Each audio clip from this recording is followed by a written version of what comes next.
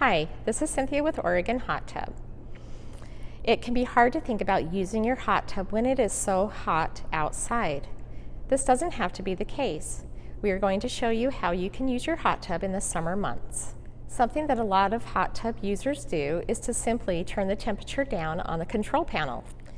There's a few ways you can do this. If you have just filled your hot tub, simply set the temperature to a lower temp. Or if your spa is fully heated, simply leave the cover off overnight, of course, after you have set your controls to a lower temperature. If you choose to leave the cover on, it may take about a week. If you're not sure what to set your temperature to, keep in mind that most pools are set to 85 degrees. This is a good place to start.